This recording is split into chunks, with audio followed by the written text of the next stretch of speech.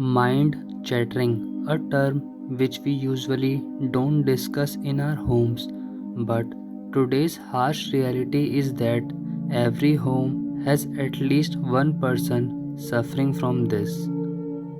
In this story, first we will define mind chattering, then we will go through the possible reasons for this.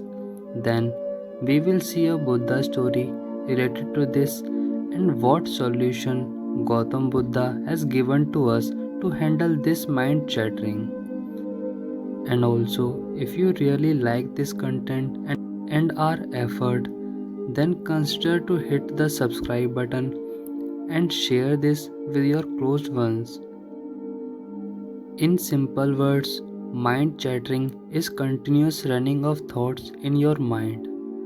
But the main question is why mind chattering occurs. So, here are some reasons.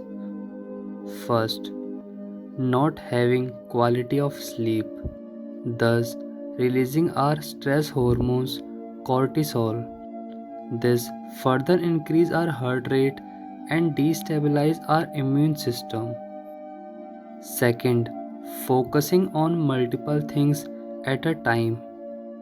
Our brain is designed to concentrate on one task at a time.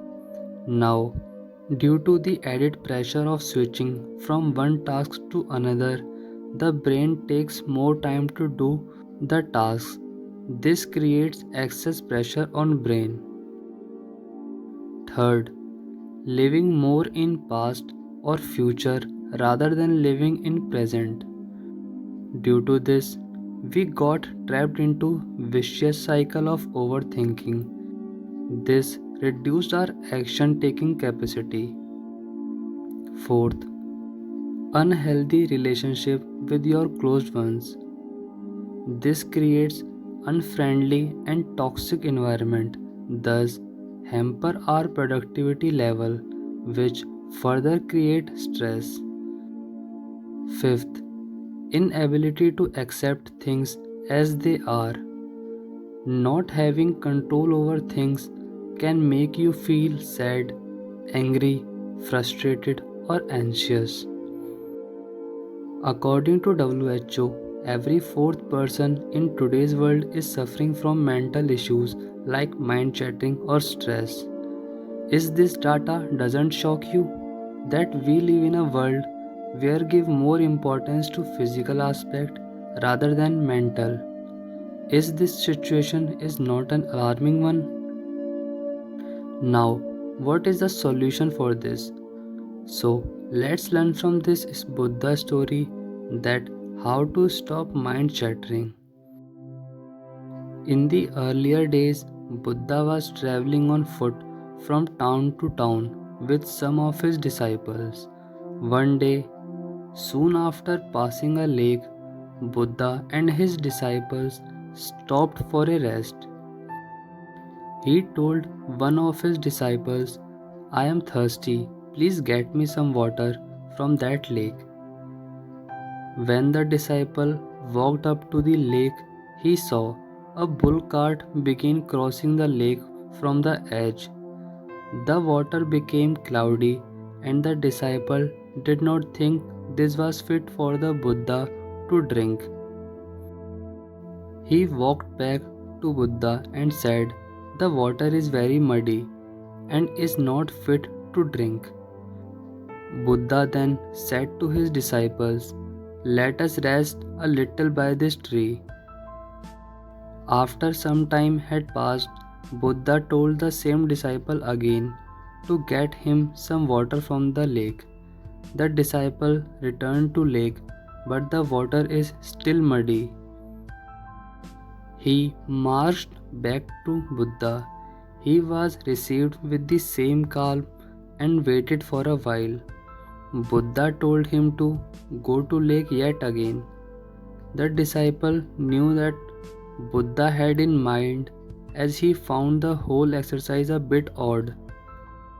The lake that was muddy and filthy all the while since the bullock cart left seemed to be a totally different one this time.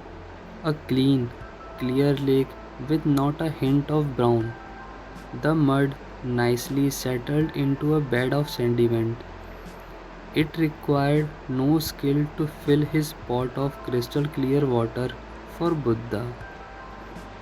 Thus, he collected some water in a vessel and brought it back to Buddha. Buddha looked at the water, then looked up at the disciple. See, you let some time pass and the water became still. The mud settled to the bottom of the lake on its own, and you got clear water. It did not require any effort.